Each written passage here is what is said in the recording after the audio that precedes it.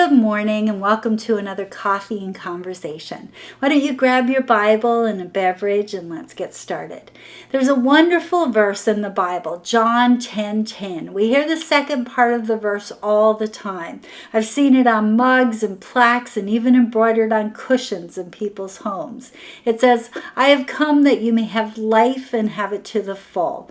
Now, you might be wondering this morning where this abundant life is. What we forget sometimes is that the first part of the verse says, the thief comes to steal, kill, and destroy. Did you ever notice that Jesus said those two things in the same breath? He joined them together for a reason. See, by all means, God intends real abundant life for you and me, but right now that life is opposed. It doesn't just come to us easily because there is a thief, and his purpose is to steal, kill, and destroy. In other words, the offer for life is real, but you're going to have to fight for it. Jesus ultimately defeated Satan when he died on the cross. And as Christ followers, the way we defeat the enemy of our souls is to follow Christ and die to ourselves. John 12:24 says, Very truly I tell you, unless a grain of wheat falls to the ground and dies, it remains only a single seed. But if it dies, it produces many seeds. That verse tells us that we must die in order to live. Now, I know it's strange, but it's true. Think about that statement, dying to live. You can interpret it two ways. For example, I heard one person who was on a diet say, I'm just dying to have a piece of chocolate cake and some French fries. In that case, the person wanted their favorite food so badly. In that context, when we say, I'm dying to live, we mean we desperately want to live.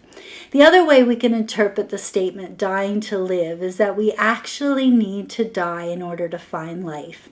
And that's what Jesus said in this passage. And I'm sure that many an eyebrow was raised the day that Jesus made this statement. In essence, he was saying to live, you need to die. This passage speaks of his death, but not only his. The cross that he would face would also be borne by those who became his true disciples. You see, only in death we find life. True life only begins when you die to yourself. Now, dying to self, dying to our agenda, and giving all to Jesus is the only way to find life. Jesus had to die so that we could live, and we have to die to ourselves so that he can live through us. It sounds painful, but it's true. All of us have things that we need to die to. It could be anger, insecurity, a habit that we need freedom from. It could be low self-worth.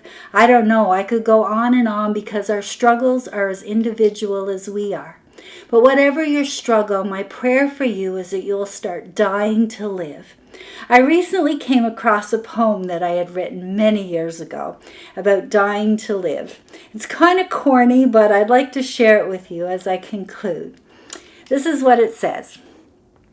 I'm dying to live, but I don't know how.